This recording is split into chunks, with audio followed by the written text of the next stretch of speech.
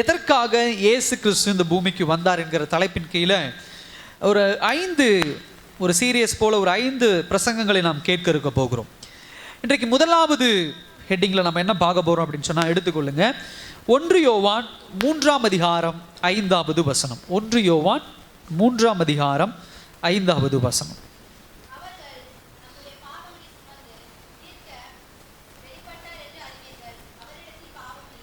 அல்லேலூயா. அவர் நம்முடைய பாவங்களை சுமந்து தீர்க்க வெளிப்பட்டார் என்று அறிவீர்கள், அவரிடத்தில் பாவமில்லை. கண்களை மூடி தேவன் நோக்கி பார்க்கலாம். அன்பின் பரலோக பிதாவே, அருமையான நாளுக்காக நன்றி ஆண்டவரே. நாளில் நம்முடைய வசனம் எங்களோடு பேசட்டும், நம்முடைய வார்த்தை எங்களோடு இடைபடட்டும். ஆவியானவர் எங்களோடு இடைபடுங்க, வழி நடத்துங்க. இயேசுவின் நாமத்தில் ஜெபிக்கிறோம் நல்ல பிதாவே, ஆமென். ஹல்லேலூயா. இயேசு எதற்காக இந்த பூமியிலே பிறந்தார் அல்லது வெளிப்பட்டார் அப்படின்னு சொல்லி பார்த்தோம்னா, முதலாவது காரியம் என்னன்னா, நம்முடைய பாவங்களை சுமந்து தீர்க்க. ஹல்லேலூயா. ஆங்கிலத்தில் டேக் அவே அப்படின்னு ஒரு வார்த்தை போட்டிருக்கும். டேக் அவே அப்படின்னு சொன்னா, ஒரு இடத்திலிருந்து அது சுத்தமாக எடுத்துட்டு வெளியே கொண்டு போயிடுது. கொரோனா காலத்தில் ஹோட்டல்லாம் ஒரு காரியம் எழுதி போட்டிருப்பாங்க, இங்கே சாப்பிட அனுமதி இல்லை, ஒன்லி டேக் அவே அப்படின்னு சொல்லுவாங்க. டேக் அவே அப்படின்னு சொன்னால், எடுத்துகிட்டு உங்கள் வீட்டுக்கு போய் நீங்கள் என்ன பண்ணிக்கோங்க, சாப்பிட்டுக்கொள்ளுங்க, வெளியே என்ன பண்ணிடுங்க, எடுத்துகிட்டு போயிருங்க அப்படின்னு சொல்கிற மாதிரி. அப்போ இயேசு கிறிஸ்து இந்த பூமியில் பிறந்தது என்ன அப்படின்னு சொன்னால், நமக்குள்ளே இருக்கக்கூடிய பாவத்தை நம்மிடத்திலிருந்து தூக்கி என்ன பண்ண போகிறாரு, வெளியே எரிய போகிறாரு, எடுத்துகிட்டு என்ன பண்ண போகிறாரு, எங்கேயோ கொண்டு போக போகிறார். அப்போ ஆக மொத்தம் இதற்குண்டான ஒரு விளக்கம் என்னன்னா, எங்கிட்ட இருக்கிற சில காரியங்கள் இயேசு பிறந்ததுனால எங்கிட்ட இருந்து என்ன பண்ணுச்சு, எடுக்கப்பட்டது, எங்கிட்ட இருந்து இல்லாம போச்சு. அதுல முதலாவது காரியம் என்ன அப்படின்னு சொல்லி பார்க்கிறோம் அப்படின்னு சொன்னா, ஒரு 2-3 காரியங்கள் நம்ம என்ன பண்ண போறோம், நம்ம பார்க்க போறோம். சகோதர சகோதரியே, இயேசு கிறிஸ்து இந்த பூமியில வந்ததுக்கு நிறைய அடையாளங்களை நம்ம பார்க்க முடியும். நம்முடைய வேதாகமம் தீர்க்க தரிசனமாக பழைய ஏற்பாடு புத்தகத்துல பல காரியங்களை சொல்லுகிறது. இயேசு கிறிஸ்துடைய வருகை குறித்து சொல்லுது, எங்க அவர் பிறந்திருக்கிறார்னு சொல்லுது, அவர் எப்படி பிறக்க போகிறார், அவருடைய வாழ்க்கை முறை எப்படி இருக்க போகிறது, அவருடைய மரணம் எப்படி இருக்க போகிறது, எல்லா காரியத்தையும் என்ன பண்ணியிருக்கு, சொல்லப்பட்டு இருக்கிறது. 2வது ஒரு விஷயம், வரலாற்று பூர்வமாக இயேசு கிறிஸ்து பிறந்ததையும் நிரூபித்திருக்கிறார்கள். உதாரணத்திற்கு இன்றைக்கு 2024 அப்படின்பது எதை குறிக்கக்கூடிய காரியம், இயேசு கிறிஸ்து பிறந்து 2024 வருடங்கள் ஆகிறது என்று சொல்லி வரலாற்று பூர்வமாகவும் நிரூபிக்கப்பட்டிருக்கிறது. இன்னும் பல உதாரணங்களை நம்ம என்ன பண்ண முடியும், சொல்ல முடியும். ஆனா ஒரு கேள்வி, முதல் கேள்வி என்னன்னா, இயேசு கிறிஸ்து ஏன் வந்தார், எதற்காக வந்தாருன்னா, ஃபர்ஸ்ட் பாயிண்ட் என்ன அப்படின்னு சொன்னா, என் பாவங்களை சுமந்து தீர்க்க என்ன பண்ணார், வந்தார். இப்ப நல்லா கவனிங்க, என் பாவங்கள் அப்படின்னு சொன்னா, பாவம்னா நமக்கு என்னன்னு தெரியும். பாவம் அப்படின்னு சொன்னா ஒரு 2-3 டெஃபினிஷன் நம்ம சொல்ல முடியும். முதலாவது காரியம், தேவனுடைய வார்த்தைக்கு கீழ்ப்படியாததினால் நமக்குள்ள உருவாகிறதுக்கு பேர் தான் பாவம். நமக்குள்ள பாவத்தை உருவாக்க இந்த உலகத்துல பிசாசானவன், அவன் ஒரு சேனையை வைத்துக்கொண்டு, அவன் ஒரு கூட்டத்தை வைத்துக்கொண்டு முயற்சி செய்து கொண்டிருக்கிறான். சில பேர் நம்ம அந்த பாவத்தில் என்ன பண்ணிடுறோம், விழுந்துடுறோம். இப்ப நல்லா கவனிங்க, நான் பாவத்தில் விழுந்துட்டேன். இப்ப பிரச்சனை என்ன அப்படின்னு சொன்னா, நான் பாவத்தில் விழுந்த பிறகு என்னுடைய வாழ்க்கையில பல பிரச்சனைகள் ஏற்படுகிறது. நம்ம ஏற்கனவே பிறக்கும் போதே பாவியாக தான் பிறக்கிறோம். வேதவசனத்துல வாசிக்கும் பொழுது, ஆதாம் ஏவாளுடைய சந்ததியாக பிறக்கிற ஒவ்வொருவருடைய தலைமையிலும் பாவம் சுமத்தப்பட்டு இருக்கிறது. அப்ப அவர்கள் அந்த பாவத்தை சுமந்துதான் ஆகணும், அந்த பாவத்திற்குண்டான விளைவுகளையும் சுமந்துதான் ஆகணும். யாரும் அதுல இருந்து தப்பிக்க முடியாது. சில நேரத்தில் கேட்கறது, நான் என்ன தவறு பண்ணினேன், நான் என்ன தவறு பண்ணல, நான் யாருக்கு கெடுதல் செஞ்சேன், நான் திருடனா, ஏமாற்றனா, கொலை பண்ணனா, இல்ல துரோகம் பண்ணனா, நான் அதெல்லாம் எதுவுமே பண்ணலையே, நான் பரிசுத்தவான் அப்படின்லாம் யாரும் இந்த உலகத்துல சொல்லிக்க முடியாது. இது எல்லாமே பண்ணாவிட்டாலும் நாம் ஆதாம் ஏவாளுடைய சந்ததியாக இருக்கிறதுனால நம்ம மேல் என்ன சுமத்தப்பட்டிருக்கிறது, பாவம் சுமத்தப்பட்டிருக்கிறது. யாரும் அதுல இருந்து என்ன பண்ண முடியாது, தப்பிக்க முடியாது. சரி, இப்ப பாவம் வந்துருச்சு, அதுக்கு யாருமே தப்பிக்க முடியாதுங்கிற ஒரு பாயிண்ட் வந்துருச்சு. சரி, இப்ப பாவத்தை சுமந்து தீர்க்கிறார் அப்படின்னு சொன்னா எப்படி புரிந்து கொள்ளணும் அப்படின்னு சொன்னா, நமக்குள் சந்ததியாக வெளியே சந்ததி சந்ததியாக வந்த அந்த பாவமான காரியங்கள் நமக்குள்ள சில தாக்கத்தை என்ன பண்ணியிருக்கு, ஏற்படுத்தியிருக்கு, சில விளைவுகளை ஏற்படுத்தியிருக்கு. இப்ப இந்த சுமந்து தீர்ப்பது அப்படின்னு சொல்லுது, எதை தீர்க்கிறார் அப்படின்னு சொன்னா நிறைய காரியங்கள் வேதவசனத்துல சொல்ல முடியும். ஆனா ரொம்ப முக்கியமாக ஒரு 3 காரியங்களை இன்னைக்கு நாம் என்ன பண்ண போறோம், நம்ம தியானிக்க போறோம். முதலாவது, இயேசு கிறிஸ்து எதை சுமந்து தீர்த்தார் அப்படின்னு சொன்னா பாவத்தினால் ஏற்படுகிற அவமானத்தை சுமந்து தீர்த்தார். அல்லேலூயா. எதைங்க? அவமானம். ஒரு மனிதனுக்குள்ள இயேசு கிறிஸ்து வந்துட்டார் அப்படின்னு சொன்னா, அவன் இயேசு கிறிஸ்துவை ஏற்றுக்கொள்ளுகிறான்னு சொன்னா முதல் இம்பாக்ட் என்ன அவனுடைய வாழ்க்கையில நடக்கும் அப்படின்னு சொன்னா, பாவத்தை குறித்ததான குற்ற உணர்ச்சி அவனுக்கு இல்லாம போகும் அப்படின்னு ஒரு பாயிண்டை நம்ம வைக்க முடியும். ஆனா குற்ற உணர்ச்சி என்பது வேறு, அவமானம் என்பது வேறு. இன்னைக்கு இருக்கக்கூடிய எல்லோருடைய வாழ்க்கையிலும் இந்த அவமானம் அப்படிங்கிறது ஒரு பெரிய விஷயமா என்ன பண்ணி கொண்டிருக்கிறது, செயல்பட்டு கொண்டு இருக்கிறது. இந்த அவமானம் இங்க இருக்கிற எல்லாருக்கும் அதுக்கு உண்டான விளக்கம் தெரியும். அவமானம்னா என்ன, எல்லாரும் அந்த பாதை என்ன பண்ணியிருக்கிறோம், கடந்து வந்திருக்கும். ஏன்னா சில நேரங்களில் இந்த அவமானம் தான் நம்முடைய வாழ்க்கையை கட்டுப்படுத்துது, கண்ட்ரோல் பண்ணுது. அதுதான் ஒரு அதிகாரமா, ஒரு மேன்மையை என்ன பண்ணுது, செயல்படுது. ஒரு அவமானம் வந்துருச்சுன்னா பல இடங்களில் நம்ம பேச மாட்டோம். அவமானம் வந்துருச்சுன்னா சில இடங்களுக்கு நம்ம போக மாட்டோம். அவமானம் வந்துருச்சு அப்படின்னு சொன்னா சில காரியங்களை இருதயத்தில் என்ன பண்ண மாட்டோம், சிந்திக்க மாட்டோம். குற்ற உணர்ச்சி என்பது வேறு. குற்ற உணர்ச்சி இருந்தாலுமே சில பேர் என்ன பண்ணுவாங்க, போல்டா செயல்படுறது உண்டு. அவமானம் வந்துருச்சு அப்படின்னா அந்த தைரியம் என்ன பண்ணாது, நமக்குள்ள என்ன பண்ணாது, பிறக்காது. சகோதர சகோதரியே, குற்ற உணர்ச்சி சில நேரத்துல நல்லது. குற்ற உணர்ச்சி வந்தாதான் ஒரு மனிதனுக்குள்ள தான் செய்த தவறை என்ன பண்ண முடியும், ஒரு மனிதன் உணர முடியும். குற்ற உணர்ச்சி இல்லாத ஒரு வாழ்க்கையில வாழ்றோம் அப்படின்னு சொன்னா நம்ம செய்வது எல்லாம் தவறு என்பதை உணராமல் இன்னும் பயணப்பட்டுக்கிட்டே இருக்கிறோம்னு அர்த்தம். அப்ப குற்ற உணர்ச்சி என்பது வேறு, அவமானம் என்பது என்னது வேறு. ஒரு மனிதனுக்குள்ள குற்ற உணர்ச்சி ஒரு டெம்பரரியா, தற்காலிகமா வரும். ஒரு தவறு பண்ணிட்டோம் அப்படின்னா அது தற்காலிகமா அந்த குற்ற உணர்ச்சி, ஐயோ அந்த தப்பு பண்ணிட்டேனே. உதாரணத்துக்கு ஒருவர்கிட்ட 1000 ரூபாய் வாங்கி ஏமாத்திட்டோம்னா கொஞ்ச காலம் அந்த குற்ற உணர்ச்சி இருக்கும். ஐயோ இவர்கிட்ட 1000 ரூபாய் வாங்கி ஏமாத்திட்டேன், 1000 ரூபாய் வாங்கி ஏமாத்திட்டேன், அது குற்ற உணர்ச்சி. அப்புறம் ஒரு நாள் போய் 1000 ரூபாயை கொடுத்துட்டு இன்னொரு 100 ரூபாயை சேர்த்து இந்தாங்க வச்சுக்கோங்க, இத்தனை நாள் உங்களுக்கு நான் கொடுக்க முடியாத ஒரு சூழ்நிலை ஆயிடுச்சு, என்னை மன்னிச்சிருங்க அப்படின்னு ஒரு வார்த்தை போட்டோம்னா அந்த குற்ற உணர்ச்சி என்ன பண்ணிடும், நம்ம விட்டு அகன்று போயிடும். இதுதான் குற்ற உணர்ச்சி. ஆனா அவமானம் என்பது டோட்டலி டிஃப்ரெண்ட். அது முழுவதுமாக என்ன பண்ணுது, ஒரு வித்தியாசமானது. ஒரு மனிதனுக்குள்ள அவமானம் வந்துருச்சுன்னா அது ரொம்ப நாட்கள்னு சொல்லலாம், ரொம்ப காலங்கள் சொல்லலாம், அது அவனுக்குள்ளே என்ன பண்ணும் இருக்கும். சில விஷயங்களை நம்ம திரும்ப செஞ்சுட்டாலும், சில விஷயங்களை மன்னிப்பு கேட்டாலும் சில பேருடைய முகத்தை நம்ம என்ன பண்ண முடியாது, பார்க்க முடியாது. அல்லேலூயா. சில தவறுகளை பண்ணிட்டோம், ஒருத்தர் தப்பா பேசிட்டோம்னு வச்சுக்கோங்களேன். உதாரணத்துக்கு, ஐயா நான் பேசுனது தப்பு, கெட்ட வார்த்தை யூஸ் பண்ணிட்டேன், நான் மன்னிச்சிருங்க அப்படின்னு நம்ம சொல்லிடுறோம். அப்படி சொன்ன பிறகு அவங்களே மன்னிச்சிருவாங்க, சரி விடுங்க அதனால என்ன, கோபத்தில் பேசிட்டோம் அப்படின்னு சொல்லி. ஆனா அவங்க அப்படி சொல்லியிருந்தாலும் மறுபடியும் அவரை பார்க்கும்போது நமக்குள்ள என்ன பண்ணும், ஒரு தலை குனிஞ்சிரும், ஐயோ உங்களை அன்னைக்கு அப்படி பேசிடக்கூடாது. அப்ப அந்த பேச்சு என்ன பண்ணும், எப்பயும் ஒரு ஸ்டேபிளா என்ன பண்ணும், நிலையா என்ன பண்ணும், அது நிற்கும். அடுத்த விஷயம், சில நேரங்களில் குற்ற உணர்ச்சி நமக்குள்ள வந்து அதுக்குண்டான தீனியை போட்டோம்னா அது மறைஞ்சு போயிடும். ஆனா அவமானம் என்ன பண்ணும் அப்படின்னு சொன்னா நமக்குள்ள பாரத்தை அதிகப்படுத்திக்கிட்டே இருக்கும். அல்லேலூயா. அவமானம் வந்துருச்சு அப்படின்னு சொன்னா அது நம்மளை இன்னும் மன அழுத்தத்துக்குள்ள கொண்டு போகும். ஐயோ இப்படி நடந்துருச்சு, ஐயோ இப்படி நடந்துருச்சு, நீ நான் எப்படி தலை தூக்க போறேன், நான் எப்படி தலை நிமிர்ந்து நடக்க போறேன், எப்படி என் குடும்பம் இருக்க போகிறது, இப்படிப்பட்ட ஒரு சூழ்நிலைக்குள்ளாக நம்ம கடந்து போறது உண்டு. அது பெரிய மன அழுத்தத்துக்குள்ளாக கொண்டு போகும்.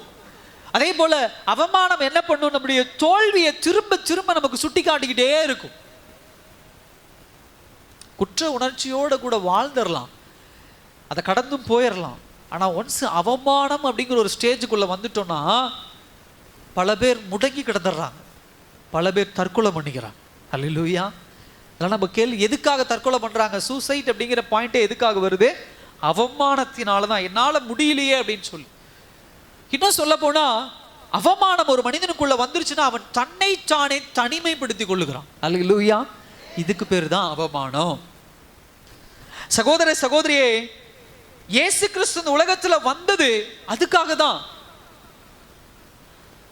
ஏதேன் தோட்டத்துல நம்ம வாசிக்கிறோம், ஆதாமையும் ஏவாளையும் தேவன் படைத்து ஆசீர்வாதமாக அந்த தோட்டத்தில் என்ன பண்ணியிருக்கிறார், வைத்திருக்கிறார். அங்க பிசாசானவன் உள்ள வரான் சர்ப்பத்தின் மூலமாக.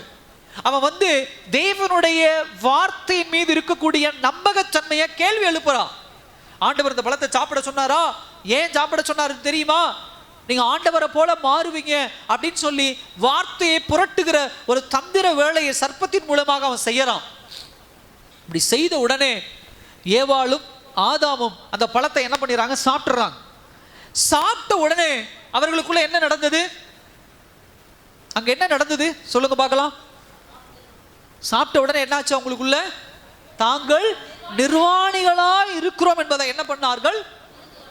அதுக்கு முன்னாடி நிர்வாணம் இல்லையா, இயேசு படைத்ததிலிருந்து அந்த பழத்தை சாப்பிட்ற வரைக்கும் நிர்வாணமா தான் இருந்தாங்க.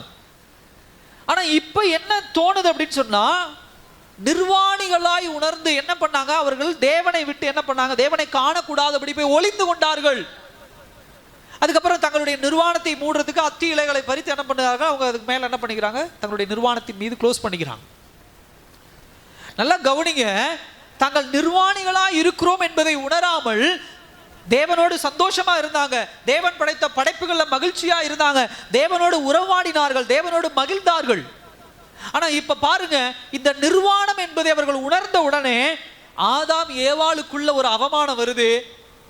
அவர்கள் எப்படி உணர ஆரம்பிக்கிறாங்க, இனிமேல் இயேசுவை எங்களால், தேவனை எங்களால் என்ன பண்ண முடியாது, பார்க்க முடியாது. அடுத்தவங்க என்ன பண்றாங்க, தங்களை தானே தனிமைப்படுத்திக் கொள்ளுகிறார்கள், ஐசோலேட் பண்ணிக்கிறாங்க, ஓடி என்ன பண்ணிடுறாங்க, ஒளிந்து கொள்ள. அப்ப தேவன் வந்து கேட்கிறாரு, ஆதாமே ஏவாளை எங்கே போனீர்கள் அப்படின்னு சொன்னபோது, ஆண்டவரே நாங்கள் என்ன பண்றோம், ஒளிந்து கொண்டிருக்கிறோம். இதுதான் அவமானம். ஒரு மனிதனுக்குள்ள பாவம் வந்துருச்சு அப்படின்னு சொன்னா அவன் கடவுளை விட்டு தன்னைத்தானே ஐசோலேட் பண்ணிக்குவான், தன்னைத்தானே தனிமைப்படுத்திக் கொள்ளுவான்.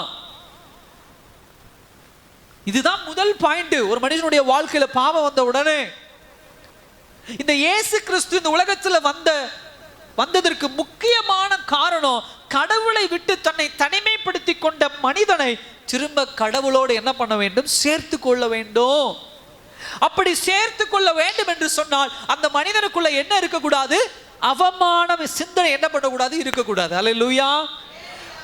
பாவம் தான் ஒரு மனிதனுக்குள்ளே அவமான சிந்தையை உருவாக்கும். ஆனால் இயேசு கிறிஸ்துவினுடைய இரத்தம் ஒரு மனிதனுடைய வாழ்க்கையிலே அவமான சிந்தையிலிருந்து அவனை என்ன பண்ணும், காப்பாற்றி விடும். இன்றைக்கு தேவனிடத்தில் வந்து ஆராதிக்கிறோம், தேவரை வணங்குகிறோம், தேவனை மகிமைப்படுத்துகிறோம், அப்பான்னு கூப்பிடுறோம், என் தகப்பனே என்று கூப்பிடுகிறோம் என்று சொன்னால் அவமானம் இல்லாமல் தேவ சமூகத்தில் நிற்கிறோம் அப்படின்னு சொன்னா அதுக்கு முழுக்க முழுக்க காரணம் இயேசு கிறிஸ்து இந்த பூமியில வந்தது. ஹல்லேலூயா. நம்முடைய மூதாதையரான ஆதாமும் ஏவாளும் ஓடி ஒளிந்து கொண்டார்கள் அவமானத்தினால. ஆனா இன்றைக்கு நீங்களும் நானும் ஓடி ஒளிந்து கொள்ளல, தேவ பலிபீடத்திற்கு நிகராக வந்து நின்று தைரியமா நிக்கிறோம். வாங்க ஏசப்பா எங்களுக்குள்ள வாசம் பண்ணுங்க. ஹல்லேலூயா. என் கர்த்தருடைய சமூகத்துல கிட்ட சேரறேன், அவர் எனக்குள்ளே வாசம் பண்ணுகிறார், நான் அவருக்குள்ளே வாசம் பண்ணுகிறேன், அவரோடு பேசுறேன், அவரோடு நான் என்ன பண்றேன், அவருடைய அன்பை ருசி பார்க்கிறேன். இதற்கு எல்லாம் முக்கியமான காரணம் என்ன, என்னுடைய அவமானத்தை என் இயேசு கிறிஸ்து 2000 வருடங்களுக்கு முன்பாக எடுத்து போட்டார். அல்லேலூயா. பாவம் அப்படின்னு சொன்னாவே அது உருவாக்குற முதல் பாயிண்ட் என்ன அப்படின்னா அவமானம். அப்படின்னா குற்ற உணர்ச்சி என்பது நாம் செய்த செயலை குறித்ததான ஒரு காரியம். அந்த செயலுக்கு பதிலா வேற ஒரு செயலை செஞ்சுட்டோம்னா குற்ற உணர்ச்சி முடிஞ்சிடும்.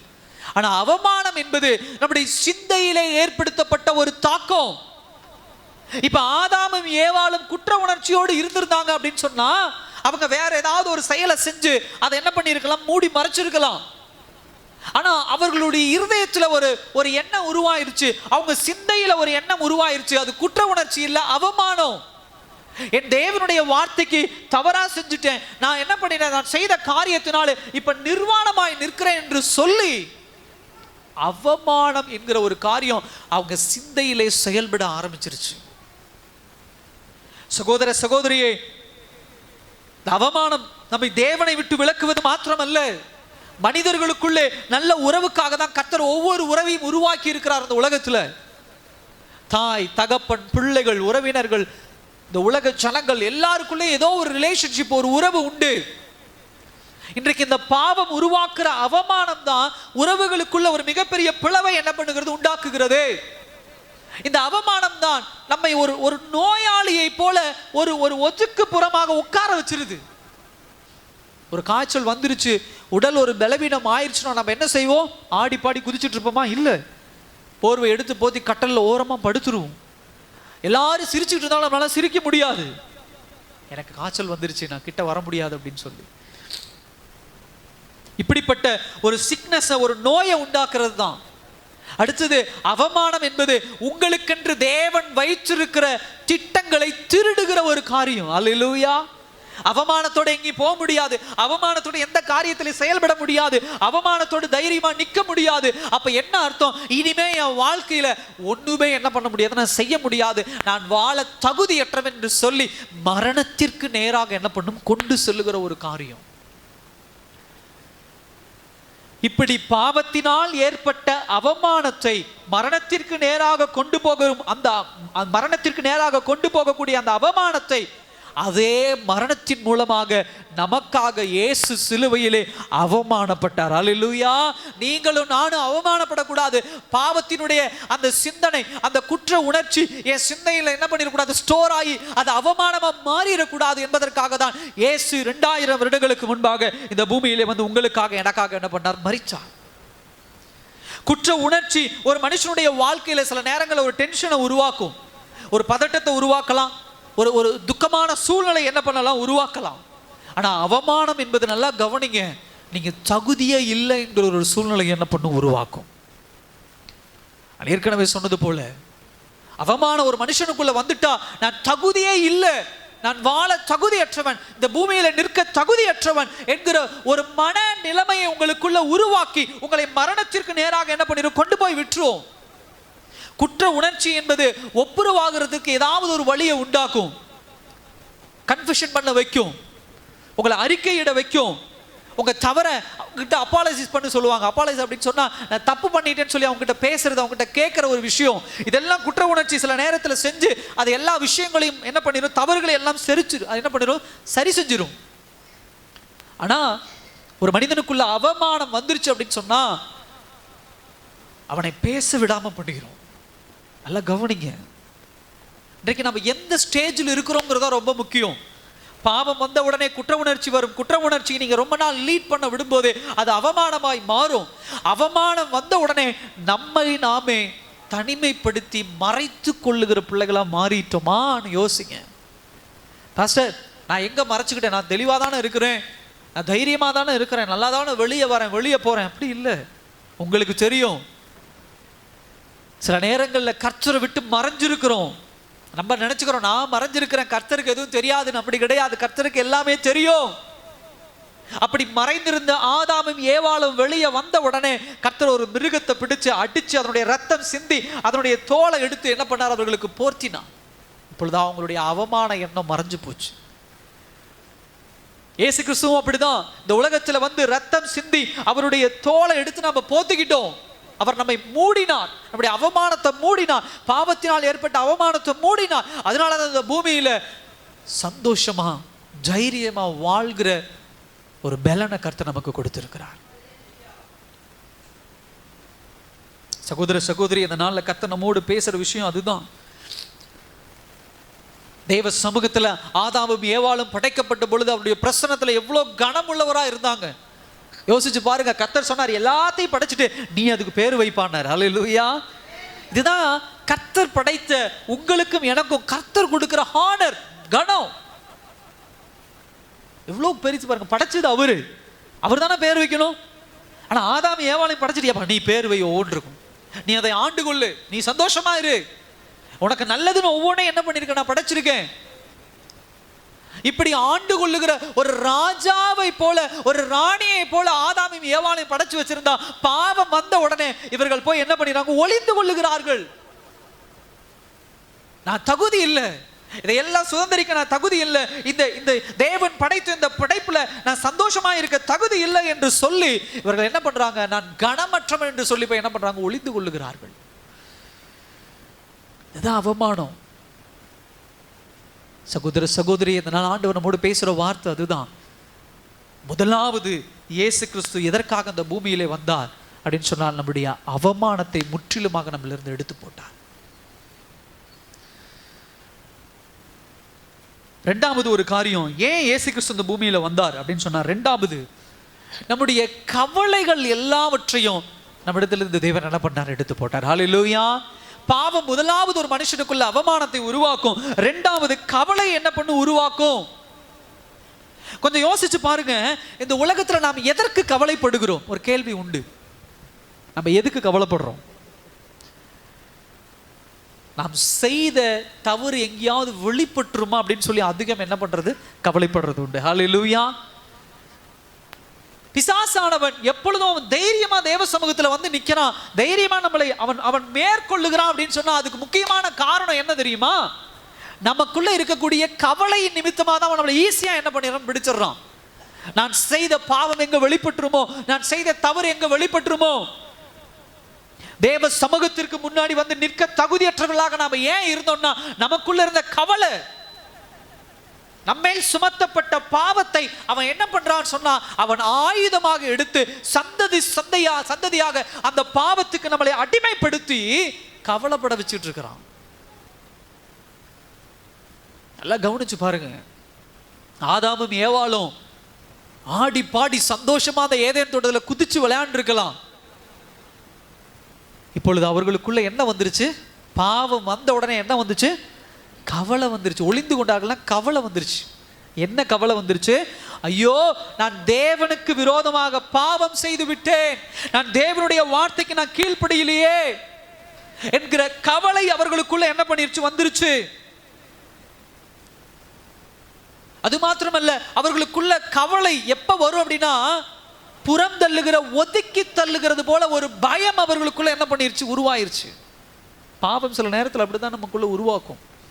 எங்க என்ன ஒதுக்கி தள்ளிடுவாங்களோ, எங்க என்ன வேண்டான்னு சொல்லிடுவாங்களோ, எங்க என்ன பிரயோஜனமற்றவன் என்ன பண்ணிடுவாங்க? ஒதுக்கி தள்ளிடுவாங்களோ, இந்த பிரச்சனையை என்னால் எதிர்கொள்ள முடியாது, இந்த பிரச்சனையை எதிர்த்து என்னால் நிற்க முடியாது அப்படின்னு நினைக்கும் பொழுதுதான் நமக்குள்ள கவலை உண்டாகும்.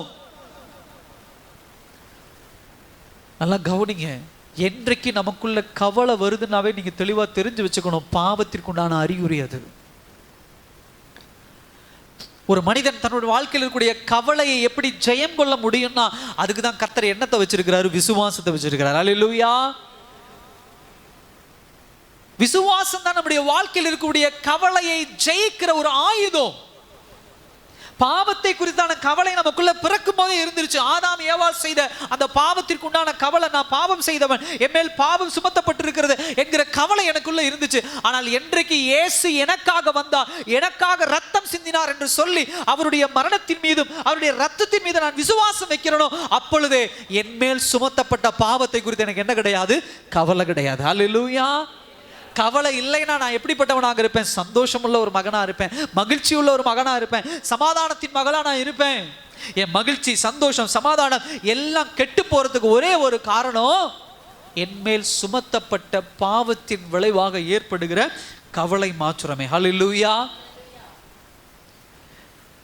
எத்தனை பேர் கவலையோடு நம்ம என்ன பண்ணிருக்கிறோம்? உட்கார்ந்து இருக்கிறோம். நல்லா கவனிங்க, கவலை என்பது ரொம்ப மோசமான ஒரு காரியம். முதலாவது, உங்களுடைய விசுவாசத்தை உங்களிடத்திலிருந்து எடுத்து போடுகிற ஒரு காரியம் தான் கவலை. இரண்டாவது, கவலை ஒரு மனுஷனுக்குள்ள வந்துருச்சுன்னா அவன் என்ன பண்ண ஆரம்பிப்பானா? தேவனை குறித்து சந்தேகப்பட ஆரம்பிப்பான். அல்லேலூயா. எத்தனை பேர் எப்பேற்பட்ட வியாதியானாலும் என் கர்த்தர் சுகமாக்குவார் அப்படிங்கிற ஒரு விசுவாசம் உள்ளவர்கள் அந்த வியாதியை குறித்து என்ன பண்ண மாட்டாங்க?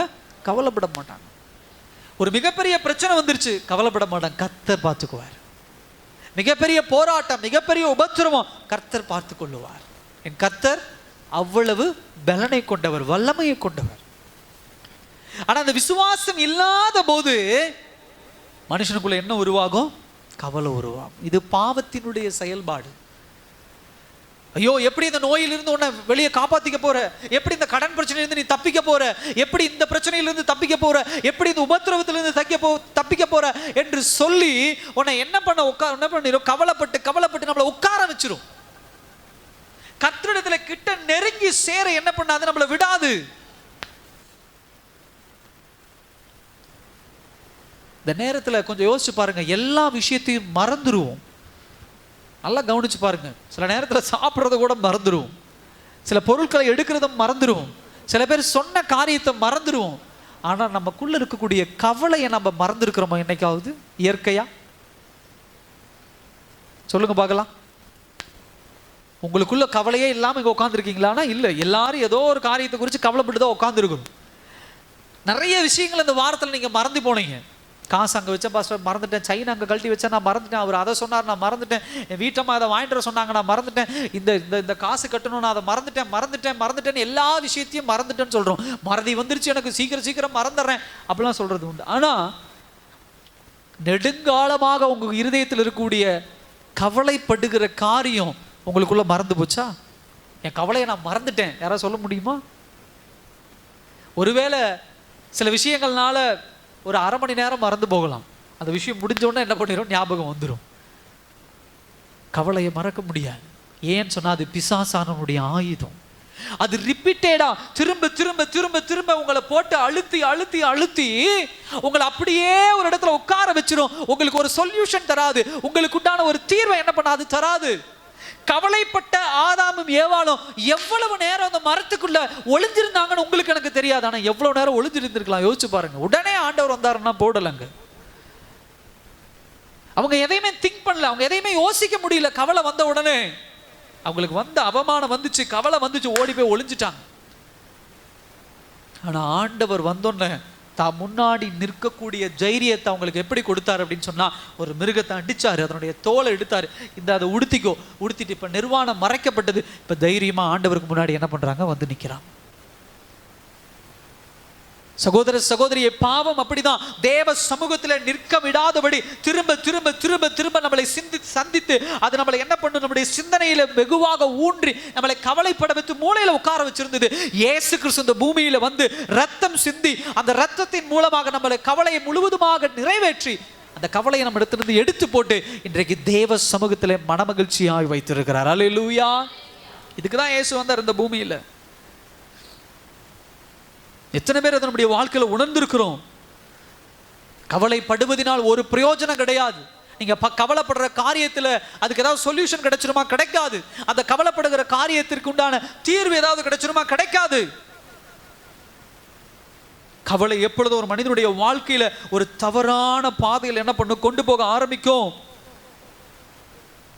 சில விஷயங்களை குறித்து நமக்குள்ள எப்ப பார்த்தாலும் இந்த கவலைகள் உருவாகி உருவாகி நம்மளை என்ன பண்ணிடும் அப்படின்னு சொன்னா, இந்த பேரலைஸ்டு பர்சன் சொல்லுவாங்க, அதாவது முடக்குவாதம். அதுதான் கவலை. அவர்களுக்கு அந்த பேரலைசிஸ் ஆயிட்டாங்க அப்படின்னு சொன்னா அவங்க உட்காந்துருவாங்க, அவங்களால நடக்க முடியாது, கை கால்கள் அதுக்குண்டான சத்து இருக்காது, அதுக்குண்டான பலன் இருக்காது. ஒரு மனுஷனுடைய வாழ்க்கையில கவலை அப்படி போன்றதுதான். அவனை முடக்கி மூளையில் என்ன பண்ணிடும், உட்கார வச்சிடும், அவனை செயல்பட விடாது. ஒரு காரியத்தை புரிந்து கொள்ளுங்க, கவலை என்பது ஒரு மனிதனுடைய வாழ்க்கையில வந்துட்டா நாளைய பிரச்சனைக்குண்டான நாளைய துக்கத்திற்குண்டான தீர்வை கொடுத்துருமானா கொடுக்காது. ஆனா கவலை ஒண்ணு செய்யும், இன்றைக்கு உங்ககிட்ட இருக்கக்கூடிய பலனை என்ன பண்ணிருக்கும், கொஞ்சம் கொஞ்சமா எடுத்துக்கிட்டு இருக்கும். ஹல்லேலூயா.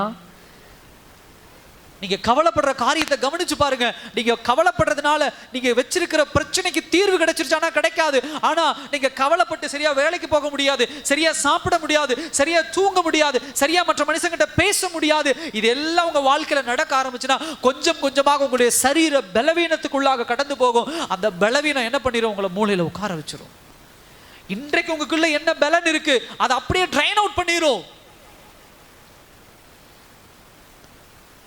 இயேசு கிறிஸ்து பூமியில் எதுக்காக வந்தார்? நம்முடைய கவலைகளை எல்லாம் சுமந்து தீர்க்க அவர் என்ன பண்ணார், வந்தார். ஹல்லேலூயா. பிசாசானவன் பாவத்தை கொண்டு வந்து, பாவத்தின் மூலியமாய் கவலையை கொண்டு வந்து ஒரு 3 காரியத்தை நம்முடைய வாழ்க்கையில உடைக்கிறான்.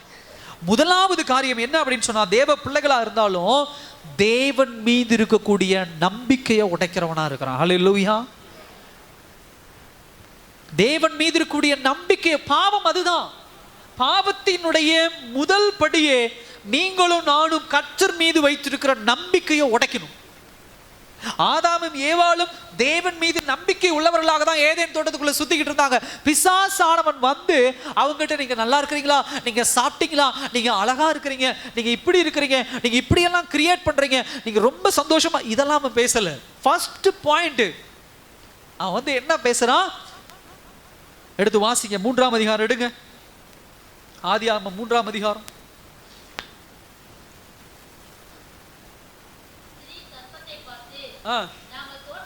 இல்ல 1ஆம் வசனம் பாருங்க. சர்ப்பமானது தந்திரமுள்ளதா இருந்தது, அது ஸ்திரீயை நோக்கி, நீங்கள் தோட்டத்தில் உள்ள சகல விருட்சங்களையும் கனியும் புசிக்க வேண்டாம் என்று தேவன் சொன்னது உண்டோ? அல்லேலூயா. அப்போ ஒருத்தரை பார்த்து பேசுறோம்னா, நல்லா இருக்கீங்களா, சாப்பிட்டீங்களா, எப்படி இருக்கீங்க, வீட்டில் எல்லாம் நல்லா இருக்காங்களா, இப்படிலாம் பேசிட்டு தான் அடுத்து அவங்க பிரச்சனை என்ன ஏதுன்னு நம்ம பேச ஆரம்பிப்போம். ஆனா பிசாசானவனுடைய தந்திரம் எப்படிப்பட்டதாக இருக்கிறது? அவன் ஃபர்ஸ்ட் எடுத்தோன்னா யாரை பத்தி அவன் அட்டாக் பண்றான்? தேவனை பத்தி என்ன பண்றான்? அட்டாக் பண்றான். பாவம் அதுதான் செய்யும். உங்களுக்குள்ள வருகிற பாவமான காரியங்கள் நீங்க நினைச்சுக்கிறீங்க அது முதலாவது எனக்கு சாட்டிஸ்ஃபேக்ஷன் கொடுக்குது, எனக்கு நன்மையை கொடுக்குது, எனக்கு திருப்தியை கொடுக்குது, நான் சந்தோஷமா இருக்கிறேன். இல்ல, ஃபர்ஸ்ட் உங்க வாழ்க்கை அது எதை உடைக்குதுன்னா, நீங்கள் கர்த்தர் மீது வைத்திருக்கிற நம்பிக்கையை உடைக்குது. நாம செய்யற ஒவ்வொரு பாவமும் அதான் செய்யுது. அது எந்த பாவம் வேணா இருக்கலாம், துரோகமா இருக்கலாம், ஏமாத்திரா இருக்கலாம், தேவனுடைய வார்த்தை கீழ்ப்படியாதா இருக்கலாம், விபச்சாரமா இருக்கலாம், வேசித்தனமா இருக்கலாம், காம விகாரமா இருக்கலாம். எந்த பாவமா இருந்தாலும் முதலாவது செய்கிற காரியம் தேவன் மீது வைத்திருக்கிற நம்பிக்கை என்ன பண்ணுகிறது? உடைக்கிறதாக இருக்கிறது. ரெண்டாவது என்ன விஷயம் பண்ணும்? பாவம் என்ன பண்ணும்? நமக்குள்ள வந்துருச்சு அப்படின்னு சொன்னா, நமக்குள் வைத்திருக்கிற சமாதானத்தை கெடுத்து போடும். அல்லேலூயா. சமாதானத்தை கெடுத்து போடும். அவர்கள் சமாதானமா இருந்தார்கள், ஆதாமும் ஏவாளும். இப்ப என்ன ஆயிடுச்சு? அவங்களுக்குள்ள சமாதானம் கெட்டு போச்சு. நல்லா கவனிச்சு பாருங்க. ஆண்டவர் கூப்பிட்டு கேட்கிறாரு, யாருப்பா அந்த பழத்தை சாப்பிட்டது, யார் உன்னை சாப்பிட சொன்னாருன்னு சொன்னா, ஒவ்வொருத்தரும் கையை நீட்டி என்ன பண்ணாங்க? இவன் தான் பண்ண சொன்னா, அவன் தான் பண்ண சொன்ன. ஒருத்தருக்கு ஒரு விரோத தன்மைக்கும் என்ன பண்ணுது? அவங்களுக்குள்ள பிறக்குது. ஆதாம் ஏவாள் மேல பழிய போடுறா, ஏவாள் பாம்பு மேல பழிய போடுறா. ஒருத்தருக்கும் இன்னொருக்கும் என்ன பண்ணுது? விரோதம், முரண்பாடு, என்ன பண்றாங்க? கான்ஃப்ளிக்ட் அப்படின்னு சொல்லுவாங்க. இதுதான் பாவம் பண்ற வேலை. சில நேரத்தில் சில பேரோட நம்ம வேகமாக சண்டை போடுறது உண்டு. ஆனால் அரை மணி நேரம் சண்டை போட்டால் வந்து ஒரு நாள் கவலைப்படுறது உண்டு. அல்லேலூயா. உங்கள் மகனை நீங்கள் திட்டிடுறீங்க, உங்கள் கணவரை நீங்கள் திட்டிடுறீங்க, உங்கள் மனைவியை திட்டுறீங்க, பக்கத்து வீட்டுக்காரனோட சண்டை போடுறீங்க. அந்த சண்டை போடுகிற நேரம் முடிந்த உடனே உங்களுக்குள்ள என்ன பிறக்கும்? கவலை பிறக்கும். ஐயோ என் பையனை இப்படி திட்டிட்டேனே, ஐயோ என் கணவரை இப்படி திட்டானே, ஐயோ என் மனைவியை இப்படி திட்டானே, ஐயோ எதிர் வீட்டுக்காரோடு இப்படி சண்டை போட்டுனே, இதனால என்ன பிரச்சனை வருமோ, ஏது நடக்குமோ என்கிற ஒரு கவலை நமக்குள்ள என்ன பண்ணு? உருவாக ஆரம்பிக்கும். சகோதர சகோதரியே, கவலை என்பது ஒரு மனிதனுக்குள்ள பிறக்குதுனாவே கவனமா இருந்துக்கோங்க. பிசாசானவன் செய்கிற வேலையை நீங்க கையில் எடுத்து உங்க வாழ்க்கையில செஞ்சுக்கிட்டு இருக்கிறீங்க. அல்லேலூயா. அவன் சின்ன காரியத்தை தூண்டி விட்டு போயிடுறான். உங்களுக்குள்ள பிறந்திருக்கிற கவலை அவன் கடந்து எப்பயோ போயாச்சு. ஆனால் அந்த கவலை உங்களுக்குள்ள செயல்பட ஆரம்பிக்குது, உங்களை உடைக்க ஆரம்பிக்குது, உங்களை கிழிக்க ஆரம்பிக்குது, உங்களுக்குள்ள சமாதானத்தை எடுத்து போட ஆரம்பிக்குது, உன்னை வாழ உடல. முதலாவது காரியம், ஒரு மனிதனுக்குள்ள கவலை வருது அப்படின்னு சொன்னா, ஃபர்ஸ்ட் பாயிண்ட் என்னங்க? தேவன் மீது வைத்திருக்கக்கூடிய நம்பிக்கை என்ன பண்ணுது? கவலை உடைக்குது. ரெண்டாவது காரியம் என்ன அப்படின்னு சொன்னா, ஒரு மனிதனுக்குள்ள கவலை வந்துருச்சு அப்படின்னு சொன்னா, நல்லா கவனிங்க, அவன் செய்கிற பாவத்தை தாண்டி அடுத்த கட்ட பாவத்திற்கு அவனை வழிவகுப்பதாக என்ன பண்ணுது? இருக்கு. இதுக்கெல்லாம் உடைக்க தான் ஆண்டவர் வந்தார், இயேசு கிறிஸ்து பூமியில வந்தார். கவலையை நீங்க சர்வ சாதாரணமா நினைக்கிறீங்க. சில காரியங்களை குறித்து நீங்க கவலைப்படும் பொழுது நல்லா கவனிக்க, பாவத்தினுடைய பேட்டர்ன் அப்படின்னு சொல்லுவாங்க. பேட்டர்னா வடிவமைப்பு. பாவத்தினுடைய வடிவமைப்பு அதுதான். முதல்ல வரும், தேவன் மீது வைத்திருக்கிற நம்பிக்கையை உடைக்கும், உங்களுக்கு கொஞ்சம் சாட்டிஸ்ஃபேக்ஷன், திருப்தி கொடுக்குற மாதிரி கொடுக்கும். அடுத்த ஸ்டேஜ் உங்களுக்குள்ள அவமானத்தை உண்டாக்கும். அடுத்த ஸ்டேஜ் உங்களுக்குள்ள கவலையை உருவாக்கும். இதுதான் பாவத்தினுடைய பேட்டர்ன். இப்ப நல்லா கவனிங்க. இப்ப கவலை உங்களுக்குள்ள அதிகமாக அதிகமாக இப்ப என்ன ஆகும்? உங்களுக்குள்ள பயம் பிறக்க ஆரம்பிக்கும். அல்லேலூயா. பிறக்குதா இல்லையா? நீங்க எந்த காரியத்தை குறித்து கவலைப்படுறீங்களோ அதை குறித்து பயம் உங்களுக்குள்ள வந்துருச்சா இல்லையா? நல்லா கவனிச்சு பாருங்க. எந்த விஷயமாக இருக்கும். ஒரு கடன் பிரச்சனையை சாதாரணமாக அணுகிறது உண்டு, பயத்தோடு அணுகிறதும் உண்டு. எல்லா காரியங்களையும் ஆண்டவர் பார்த்து கொள்ளுவார் என்று சொல்லி தைரியமாய் போறது உண்டு. ஆனால் அதை குறித்து கவலைப்பட ஐயோ இது எப்படி நடக்கும், ஐயோ ஏது நடக்கும், ஐயோ இது நடக்குமா, ஐயோ இது நடக்காம போயிருமா, ஐயோ என் வாழ்க்கையில் இப்படி ஆயிருமா, என் குடும்பம் அவமானப்பட்டு போயிருமா, நாங்கள் இல்லாமல் போயிருவோமா, நாங்கள் அதை இழந்துருவோமா, இப்படி ஆயிடுவோமா, அப்படி ஆயிடுவோமா.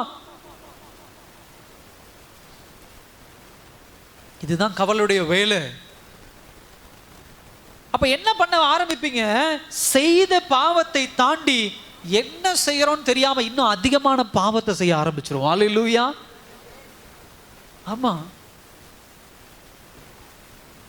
அதான் சொன்னேன், பிசாசானவன் செய்கிற வேலையை நமக்குள்ள கவலை செஞ்சிருமா. ஒரு பாவத்தை செஞ்சு அதனால் ஏற்படுகிற அவமானம், கவலை, இது எல்லாவற்றையும் தேவ சமூகத்தில் இருந்து நாம் ஜெயம் பெற்று கர்த்தரிடத்துல இயேசு கிறிஸ்துவின் ரத்தத்தை வச்சு அதிலிருந்து மீளல அப்படின்னு சொன்னா நல்லா கவனிச்சு பாருங்க, இந்த கவலையை அடுத்தடுத்து உங்களை பாவம் செய்ய வைக்கும். எப்படி பாவம் செய்ய வைக்கும் அப்படின்னு சொன்னா, தேவ சித்தம் உங்க வாழ்க்கையில உங்களை செய்ய விடாம சுய சித்தத்தை செய்ய என்ன பண்ணும்? இந்த கவலை உந்தும். அல்லேலூயா. கர்த்தர் வைத்திருக்கிற காரியத்திற்கு காத்திருக்க விடாதபடி பிசாசானவன் வேறு ஒரு பாதையில் உங்களை கொண்டு போகணும் அப்படின்னு சொன்னா, முதலாவது பாவத்தை கொண்டு வருவான். அந்த பாவத்தின் மூலமாக அவமானத்தை கொண்டு வருவான். அந்த அவமானத்தின் மூலமாக கவலையை கொண்டு வருவான். கவலையை கொண்டு வந்து கர்த்தர் கொண்டு போக வழியிலிருந்து உங்களை விலக்கி அவன் வைத்திருக்கிற தீமையான வழியில உங்களை கொண்டு போய் நிறுத்திடுவான்.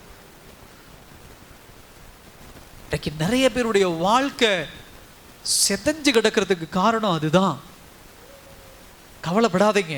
கவலைப்பட்டீங்கன்னா சுயமா செயல்பட ஆரம்பிப்பீங்க. கவலைப்பட்டீங்கன்னா யாரோ வந்து சொல்ற காரியத்தெல்லாம் இது சரி அது சரி, இப்படி இருக்கலாம் அப்படி இருக்கலாம் அப்படின்னு சொல்லி விழுந்துருவோம். அதனாலதான் வேதவசனம் சொல்லுது, பண ஆசை எல்லா தீமைக்கும் என்ன பண்ணுது?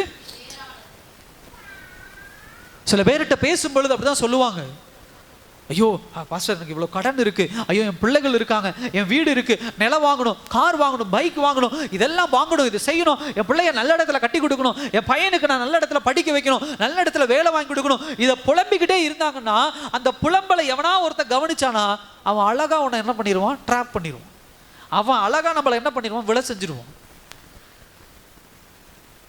உங்கள்கிட்ட இருக்கிற கொஞ்சம் நஞ்ச பணத்தையும் கொண்டு போய் இதுல போடு, அதுல போடு, அங்க பணம் வரும், இங்க பணம்னு கொண்டுட்டு ஓடிடுவான். ஹல்லேலூயா. கவலைப்படாதீங்க. எதை குறித்தும் கவலைப்படாமல் ஜெபத்தோடும் ஸ்தோத்திரத்தோடும் யாருடைய சமூகத்தில் வைக்கணும்? தேவனுடைய சமூகத்தில் வச்சணும். ஹல்லேலூயா. அவருடைய சமூகத்தில் வச்சுன்னா என் பிள்ளையுடைய வாழ்க்கை ஆகட்டும், என் மகனுடைய வாழ்க்கை ஆகட்டும், என் தொழிலாகட்டும், என் வேலையாகட்டும், நான் வாங்க இருக்கக்கூடிய வீடாகட்டும், கார் ஆகட்டும், பைக் ஆகட்டும், எதுவாக இருந்தாலும் தேவன் பார்த்து கொள்ளுவார். ஹல்லேலூயா. அதை குறித்து எனக்கு கவலை கிடையாது. அதை குறித்து எனக்கு ஒரு குழப்பம் கிடையாது. கவலைப்படுவதனால் ஆண்டவரே சொல்றாரு, ஏதாவது உங்க வாழ்க்கையில ஒரு முழம் என்ன பண்ண முடியும்? கூட்ட முடியுமா? கூட்டவோ குறைக்கவோ முடியுமா? பாவம் கவலையை கொண்டு வரும், பரிசுத்தம் ஒருபோதும் கவலையை கொண்டு வர தைரியத்தை கொடுக்கும். அல்லேலூயா. எதையும் சந்திக்க, எதையும் எதிர்த்து நிற்க, அது உபத்திரவமாகட்டும், அது போராட்டமாகட்டும், அது தேவைகள் ஆகட்டும், அது பலவீனமாகட்டும், அது வியாதி ஆகட்டும், எல்லாவற்றையும் எதிர்த்து நிற்கிற தைரியம் இயேசு கிறிஸ்துவின் ரத்தம் மாத்திரமே நமக்கு கொடுக்கும். பாவம் எல்லாவற்றையும் குறித்து கவலையை கொடுத்து நம்மளை முடக்கி உட்கார வச்சிரும். இதுக்காக தான் இயேசு வந்தார். இன்னைக்கு இயேசு வந்ததை மகிழ்ச்சியா கேக்கு வெட்டி நம்ம கொண்டாடுறோம், நல்ல புது ட்ரெஸ்ஸை போட்டு கொண்டாடுறோம். நான் நல்லா கவனிங்க, என் கவலையெல்லாம் என் கர்த்தர் சுமந்து கொண்டார். அல்லேலூயா. நான் பட வேண்டிய கவலையெல்லாம் என் கர்த்தர் சுமந்து கொண்டார். பாவம் வந்த உடனே மனுஷன் கவலைப்பட்ட காரியம் அதுதான், இந்த பாவத்தை எப்படி என்கிட்ட இருந்து எடுத்து போடுவாங்க, இந்த பாவம் எப்படி எனக்குள்ள இருந்து விடுபடும், நான் எப்படி பரலோகம் போக முடியும், எப்படி தேவனோடு திரும்ப அவருடைய சமூகத்தில் நான் ஐக்கியப்பட முடியும், இப்படிப்பட்ட கவலையான காரியங்களை பிசாசானவன் ஒவ்வொரு தலைமையிலையும் விதைச்சுக்கிட்டே வந்தான். இயேசு வந்தா 2000 வருஷங்களுக்கு முன்பாக எல்லாவற்றையும் பாவத்தை சுமந்து அவர் தீர்த்த உடனே இப்போ உங்களுக்கும் எனக்கும் ஆதாம் ஏவாளுடைய பாவத்தை குறித்து ஏதாவது கவலை இருக்கா? அல்லேலூயா. உங்க வீட்டுக்காரர் செய்யற பாவத்தை குறித்து உங்களுக்கு கவலை இருக்கா? இல்ல. உங்க மனைவி செய்யற பாவத்தை குறித்து உங்களுக்கு கவலை இருக்கா? உங்க பிள்ளைகள் செய்யற பாவத்தை குறித்து உங்களுக்கு கவலை இருக்கா? உங்களை சுற்றி உள்ளவர்கள் செய்யற பாவத்தை குறித்து உங்களுக்கு கவலை இருக்கா? இல்ல. ஏன் அப்படின்னு சொன்னா, யார் எப்படி இருந்தாலும் சரி இல்லாவிட்டாலும் சரி, ஒரு தனி மனிதனா, ஒரு தனி ஆணா, தனி பெண்ணா இயேசுவின் ரத்தத்தை நான் சுதந்திரித்துக் கொண்டேன். அல்லேலூயா. இதனால எனக்கு என்ன பெனிஃபிட்? என் வீட்டுக்காரர் தப்பு செஞ்சாலும் சரி, நான் பரிசுத்தமா வாழ்ந்தா நான் எங்க போக முடியும்? பரலோகம் போக முடியும். என் மனைவி தப்பு செஞ்சாலும் சரி, நான் பரிசுத்தமா இருந்தா பரலோகம் போக முடியும். என் தாய் தகப்பன் தவறு செஞ்சாலும் சரி, பிள்ளைகள் சொல்லுவாங்க நான் பரிசுத்தமா இருந்தா நான் எங்க போக முடியும்? பரலோகம். நான் கவலைப்பட தேவையில்லை. அல்லேலூயா. சில நேரங்களில் சில விஷயங்களை குறித்து கவலைப்படுறோம்னு இன்னைக்கு ஆண்டவர் உங்களோடு பேசுறார். ஏசு அந்த கவலையெல்லாம் போக்க தான் அந்த பூமியில வந்தார். யார் யாரை குறித்து கவலைப்பட்டு இருக்கிறீங்க? ஆண்டவர் சமூகத்தில் ஒப்பு கொடுங்க. நீங்க முயற்சி பண்ணாதீங்க. பாஸ்டர் இப்படி பண்ணி அப்படி பண்ணி இதை செஞ்சு அதை செஞ்சு எப்படியாவது இந்த கவலையிலிருந்து நாங்கள் வெளியே வந்துடுறோம், எப்படியாவது இந்த பிரச்சனையிலிருந்து வெளியே வந்துடுறோம். முயற்சி பண்ணாத. இதுதான் பிசாசானவனுடைய டாக்டிக்ஸ், இதுதான் அவனுடைய நோக்கம்.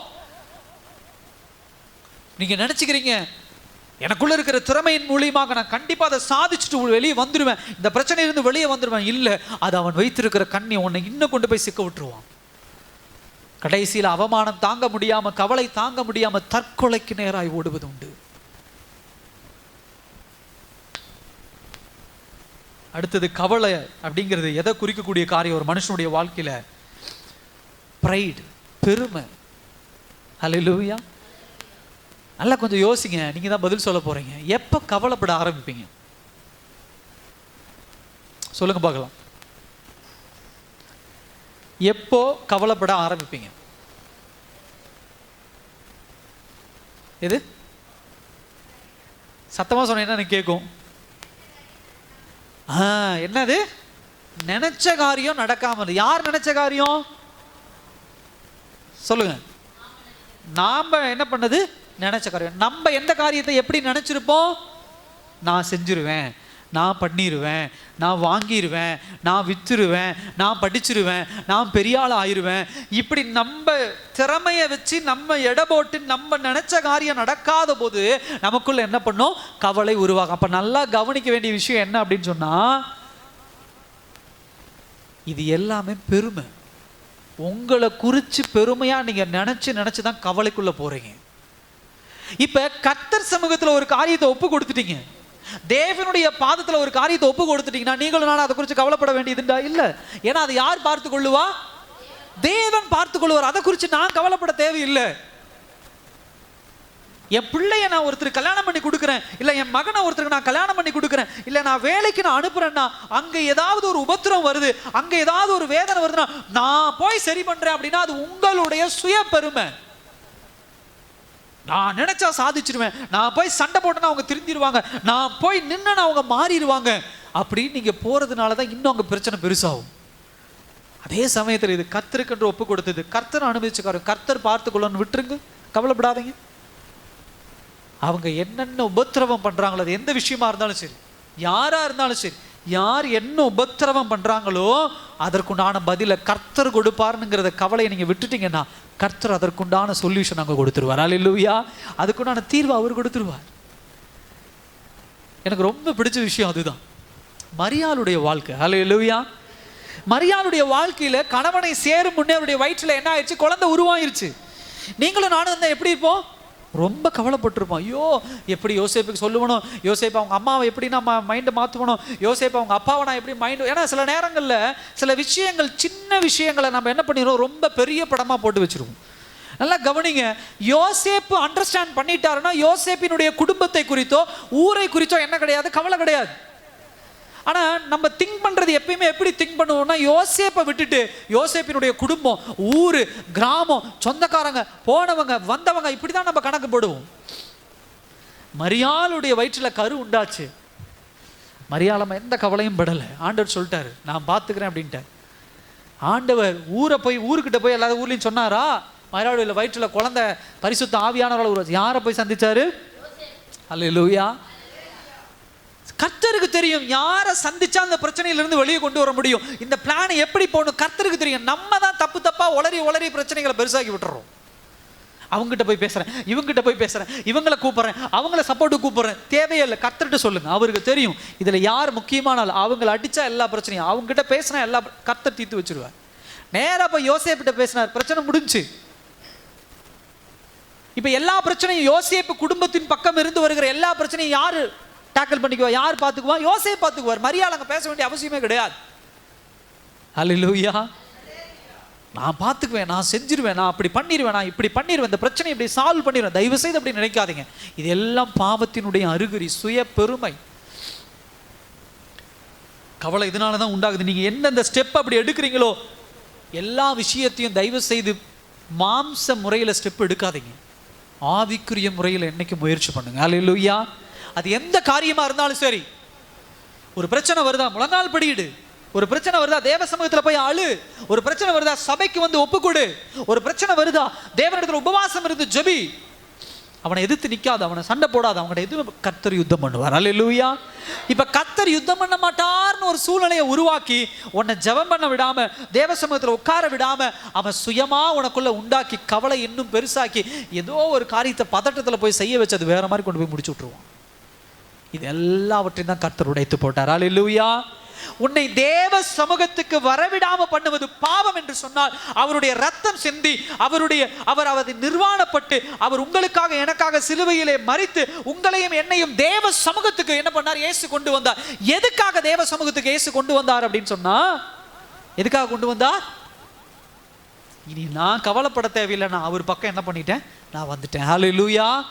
அவர் பார்த்து கொள்ளுவார், அவர் பார்த்து கொள்ளுவார். நான் தனியா இருந்தாதான், ஒரு திருடன் வீட்டுக்குள்ள வரான், முதல் ரூம்ல நீங்க படுத்திருக்கிறீங்க தனியா, அவன் வந்து உங்களை பார்த்துட்டான், இப்போ உங்களை தாக்க கத்தியோட வரான், நீங்க என்ன பண்ணுவீங்க?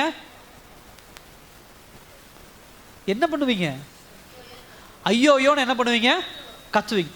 டக்குன்னு உங்க ரூமுக்கு பின்னாடி ஒரு கதவு இருக்கு, அதுக்குள்ள வழியா உங்க குடும்பத்துல இருந்து ஒரு 10 பேர் உள்ள வந்துடுறாங்க. தட தடன்னு, என்ன அம்மா நம்ம கத்திருச்சு, அந்த ஐயா கத்திட்டாங்கன்னு. இப்போ 10 பேர் உங்க பின்னாடி நிக்கிறாங்க, நீங்க என்ன பண்ணுவீங்க?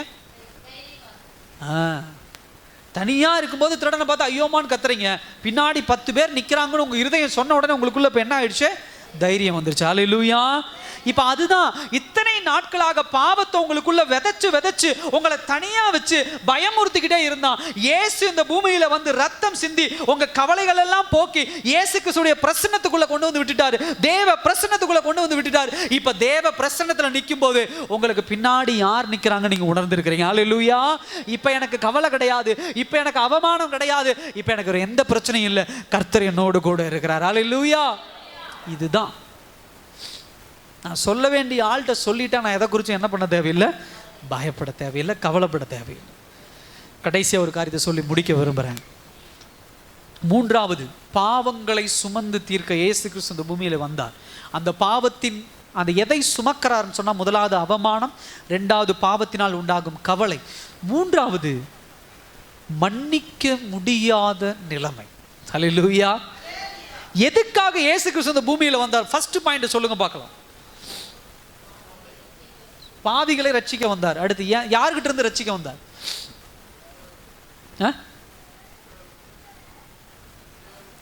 பிதாவின் இடத்துல இருந்து. யாருக்கு? ஆமா, நீங்களும் நானும் பாவியானதுனால யார் நம்ம மேல கோபாக்கினை கொண்டவராக இருக்கிறார்? பிதா இருக்கிறார். யார் நமக்கு கர்ஸ் கொடுத்தார்? யார் நமக்கு சாபம் கொடுத்தார்? பிதா கொடுத்தார். பிதா இப்பொழுது ஒரு மன்னிக்க முடியாத நிலைமைக்கு என்ன பண்ணிட்டார்? பிதா வந்துட்டார். ஏன்னா நமக்குள்ள இருக்கக்கூடிய பாவம். இப்ப இந்த மன்னிக்க முடியாத நிலைமையை போக்குறதுக்கு தான் தன்னுடைய ஒரே பேரான குமாரனை இந்த பூமியில யார் அனுப்பினார்? இயேசு கிறிஸ்து அனுப்பினார். அல்லேலூயா. பிதா என்ன பண்ணார்? இயேசுவை அனுப்பினார். நல்லா கவனிங்க, அப்பதான் புரியும். மன்னிக்க முடியாத ஒரு நிலைமையிலே பிதா இருக்கிறாரு. அந்த மன்னிக்க முடியாத ஒரு நிலைமையை உடைப்பதற்காக தான் இயேசு கிறிஸ்து இந்த பூமியில் என்ன பண்ணார்? அனுப்பினார். நீங்க கேட்கலாம், ஏன் அவர் பிதாதான, அவர் நினைச்சா அப்பயே உன்னை மன்னிச்சிட்டேன் போ அப்படின்னு சொல்லி என்ன பண்ணிடலாம்? சொல்லிடலாம் இல்ல அப்படின்னு என்ன பண்ணிக்கலாம்? சொல்லுவாங்க. இல்ல, நல்லா கவனிங்க. பிதா நியாய தர்மம் உள்ளவர். அல்லேலூயா. அவரை யாரும் ஒரு கேள்வி எழுப்பிட முடியாது. நாம் சந்ததி செய்த பாவத்துக்கு தன்னுடைய குமாரனையே இந்த பூமியிலே அனுப்பி ரத்தம் சிந்த வச்சிருக்கிறாருன்னா, நீங்களும் நாளும் நாளைக்கு பரலோகத்தில் போய் நியாய தீர்ப்பில் நின்று அவர்கிட்ட நம்ம என்ன பண்ண முடியாது? எதிர்த்து பேச முடியாது.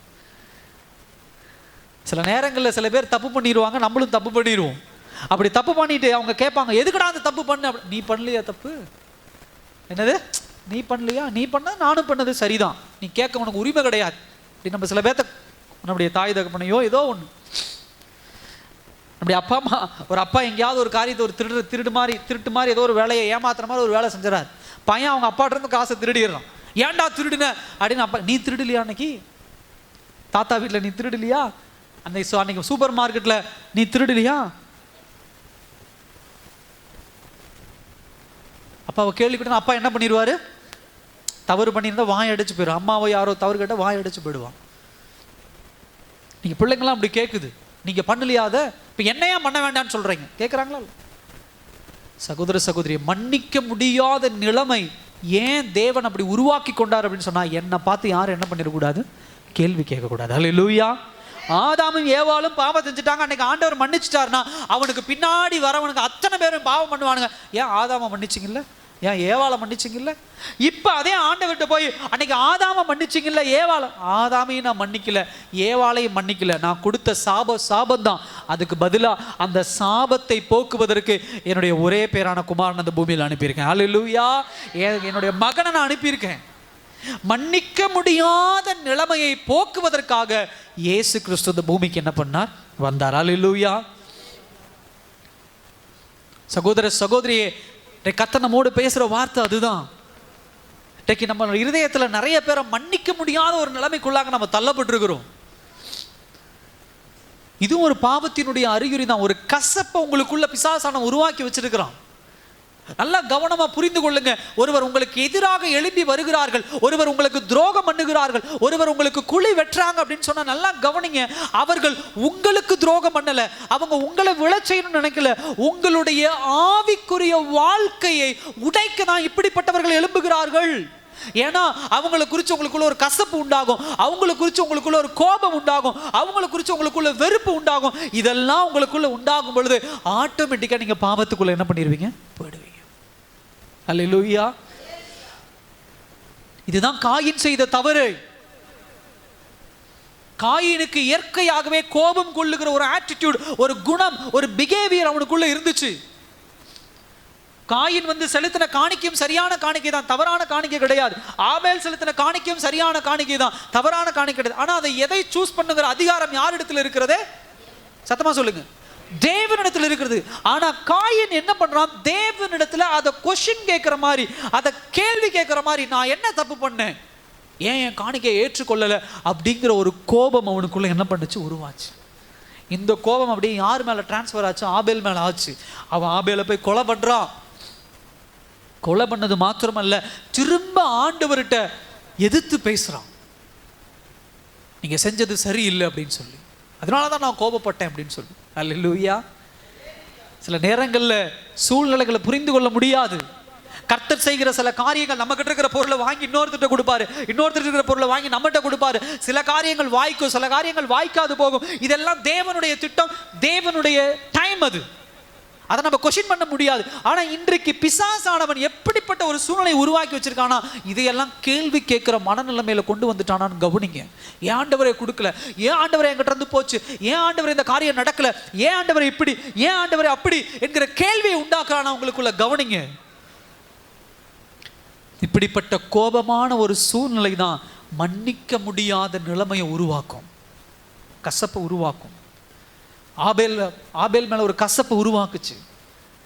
அந்த கசப்பு சும்மா இல்லை, அந்த கசப்பு கொஞ்ச நாள் ஆக அது கொலையா என்ன பண்ணுச்சு, மாறுச்சு. கவனிங்க, சின்ன கசப்பு, சின்ன கோபம் கொலையா மாறுச்சு. ஒருவேளை மன்னிச்சிருக்கலாமே ஆபேல் தவறு பண்ணல, உங்க இருதயம் பார்த்து அதை நினைச்சுக்கிறது தான். ஓகே, ஆபேல் ஆசை, சரி அடுத்த தடவை நான் பெஸ்டா கொடுக்குறேன் அப்படிங்கிற ஒரு மனநிலைமைக்குள்ள யாரால போக முடியல, காயினால போக முடியல. சகோதர சகோதரி, இன்றைக்கு தேவன் நம்மோடு பேசுற வார்த்தை அதுதான். கர்த்தர் எதுக்காக இயேசு அந்த உலகத்தில் அனுப்பினார்னா, மன்னிக்க முடியாத நிலைமையை மாற்றுவதற்காக தன்னுடைய ஒரே பேரான குமாரனை அனுப்பி அது எல்லாவற்றையும் சால்வ் பண்ணார். ஆனா இன்னைக்கு நம்முடைய வாழ்க்கையில இப்படிப்பட்ட மன்னிக்க முடியாத நிலைமை என்று சொல்லி நீங்களும் நானும் சில விஷயங்களை வரையறுத்துட்டு அதுக்கு 3 வகையா ரியாக்ஷன் பண்றோம். ஒண்ணு என்ன அப்படின்னு சொன்னா, முதல் காரியம் என்ன அப்படின்னு சொன்னா, நான் பழிக்கு பழி வாங்க போறேன். ரெண்டாவது காரியம் என்னன்னா, அவங்க மேல எப்பயுமே நான் என்ன பண்ண போறேன், கோபம் வச்சிருக்க போறேன். மூன்றாவது, அவர்கள் செய்த காரியத்தை நான் என்ன பண்ண போறது இல்லை, மறக்க போறதில்லை. இதெல்லாம் பாவத்திற்குண்டான அடிப்படையான காரியங்கள். 2024 கடைசி மாதத்துல வந்திருக்கிறோம். இப்படிப்பட்ட மனநிலைமை உங்களுக்குள்ள இருக்குன்னா உடைச்சு போடுங்க. முதலாவது, இதே 3 பாயிண்ட கர்த்தர் உங்கள் மேலும் என் மேலும் வச்சிருந்தா, இன்றைக்கும் நீங்களும் நானும் சாதாரண ஆதாம் ஏவாளுடைய சந்ததியாக நிர்வாணத்தோடு ஒளிந்து கொள்ளுகிற பிள்ளைகளாக தான் இருந்திருப்போம். உங்க மேல என் மேலையும் பழிக்கு பழி வாங்குற நிலைமை தான் கர்த்தர் என்ன பண்ணிருப்பார், மனநிலைமையில தான் இருந்திருப்பார். உங்கள் மேலும் என் மேலும் கோபத்தோடு தான் இருந்திருப்பார். உங்களை என்னையும் நாம் செய்த பாவத்தையும் அவர் என்ன பண்ண மாட்டார், மறக்க மாட்டார். ஆனா தன்னுடைய ஒரே பேரான குமாரனை இந்த பூமியில் அனுப்பி இந்த 3 காரியத்தையும் கர்த்தர் என்ன பண்ணார், நிவர்த்தி செய்தார். நம்மளை பழி வாங்கிறதுக்கு பதிலாக தன்னுடைய மகனை அவர் என்ன பண்ணார், பழி வாங்கி கொண்டார். நம்மேல் கோபப்படுவதற்கு பதிலாக ஏலி ஏலி லாமா சபக்தானி என்று சொல்லி தன் பிதாவை நோக்கி கூப்பிடும் பொழுது மறுவார்த்தை பேசாம இருந்தா. ஏன்னா கோபம் பாவத்தின் விளைவாக, அவர் மீது சுமத்தப்பட்ட பாவத்தின் விளைவாக அவர் மீது கோபம் கொண்டிருந்தார். மூன்றாவது, எல்லோருடைய பாவம் அவர் மீது சுமத்தப்பட்டதுனால தான் அவர் கைவிட்டார். அவளை இயேசுவை கைவிட்டார் பிதா. இது எல்லாம் யாருக்காக? உங்களுக்காக, எனக்காக. இன்னைக்கு நம்ம டயலாக் விடுறோம், மன்னிக்க முடியாது, நான் அதை பண்ண முடியாது, இது பண்ண முடியாது, கசப்பை வச்சுக்கிட்டே இருக்கிறோம். நல்லா கவனிங்க, நீங்க இப்படி சில காரியங்களை உங்க இருதயத்துல மன்னிக்க முடியாத கசப்புகளை வைத்திருக்கிறனால தான் கடவுள் உங்களை அடுத்த ஸ்டேஜுக்கு கொண்டு போக முடியல. ஏன்னா இன்னும் பல பேர் நம்முடைய வாழ்க்கையில நமக்கு துரோகம் பண்ணுவார்கள், இன்னும் பல பேர் நமக்கு எதிராக நிற்பார்கள். அவர்களெல்லாம் சந்திக்கிற திராணியும் அவர்களெல்லாம் சந்திக்கிற பலனையும் இல்லாம உட்கார்ந்துகிட்டு இருக்கிறோம். ஹல்லேலூயா. ஆமா, எறும்புக்கே எறும்பு கடிச்சிருச்சுன்னு வீட்டுக்குள்ள உட்காந்துட்டு இருந்தா வெளியே என்ன இருக்கும்? கொசு இருக்கும். கொசுவை தாண்டி பாம்பு இருக்கும், பாம்பை தாண்டி நாய் இருக்கும். இந்த மாதிரி பெரிய பெரிய மிருகங்கள், அதெல்லாம் கடந்து போகணும். இயேசுவை ஏன் அனுப்பினார்? இவர்களை எல்லாம் மன்னிக்க. அழகா ஒரு கதை லூக்கா புத்தகத்தில் நினைக்கிறேன். ஒருத்தனுக்கு ஒரு முதலாளி ரொம்ப கடன் பட்டிருப்பான், 1000 வெள்ளிக்காசு நம்ம கடன் பட்டிருப்பான். அந்த முதலாளி கூப்பிட்டு சொல்லுவான், 1000 வெள்ளிக்காசு உனக்கு மன்னிக்கப்பட்டுச்சுப்பா அப்படிமா. அவனுக்கு இன்னொருத்த 50 வெள்ளிக்காசோ 100 வெள்ளிக்காசோ கடன் பட்டிருப்பான். அவன் வந்து கேட்பான், இல்லை நீ அந்த கடனை கொடுத்து தான் ஆகணும் அப்படிமா. அப்போ அந்த முதலாளி கூப்பிட்டு கேட்பான், ஏன்டா உனக்கு 1000 வெள்ளிக்காசை நான் உனக்கு என்ன பண்ண மன்னிச்சேன், ஆனால் அவன் 50 வெள்ளிக்காசு தான் உன்கிட்ட கடன் பட்டிருக்கான், அதை ஏன்டா நீ மன்னிக்க மாட்டேன் அப்படின்னு ஆண்டவர் கேட்பார். அதே போல தான் இன்னைக்கு ஆண்டவர் உங்களிடத்திலும் என்னோட கேட்குற கேள்வி, உங்கள் மேலும் என் மேல் சுமத்தப்பட்ட அப்பேற்பட்ட மன்னிக்க முடியாத பாவத்திற்காக தன்னுடைய ஒரே பேரான குமாரனை இந்த பூமியில் அனுப்பி கர்த்தர் மன்னித்திருக்கும் பொழுது இன்றைக்கு நம்முடைய இருதயத்தில் பல கசப்புகளையும் பல வெறுப்புகளையும் வச்சுட்டு மன்னிக்க முடியாம அதே விஷயத்தை போட்டு போராடிட்டு இருக்கிறோம்னா அடுத்த கட்ட நிலைமைக்கு போக விடாதபடி பிசாசானவன் விதைத்திருக்கிற கசப்பு அது. அதை தூக்கி எறிங்க, அதை கண்டுக்காதீங்க, கடந்து போங்க. இயேசு கிறிஸ்துவுக்கு அப்படி எத்தனையோ பேர் எதிர்ப்பா வந்தாங்க, இயேசு கிறிஸ்துவுக்கு துரோகம் பண்ணாங்க, கடந்து போனார் ஆண்டவர். என்றைக்கு ஒரு விஷயத்தை நமக்கு துரோகம் செய்தது, நம்முடைய வாழ்க்கையில தீவனை செய்தது, நமக்கு எதிராக எழும்பினதை கடந்து போகிற மனப்பக்குவத்திற்கு நேராக வருகிறோமோ அப்பொழுதுதான் தேவன் வைத்திருக்கிற திட்டங்களை இந்த பூமியில சுதந்திரிக்க முடியும். அல்லேலூயா. இதெல்லாம் பாவம் உருவாக்குகிறது, அவமானம் பாவம் உருவாக்குது, கவலை பாவம் உருவாக்குது, மன்னிக்க முடியாத சூழ்நிலையை பாவம் உருவாக்குது. இது மூன்றையும் இயேசு கிறிஸ்துவை இந்த பூமியில் அனுப்பி கர்த்தர் உடைத்து போட்டார். அல்லேலூயா. எல்லாரும் கண்ணை மூடலாமா?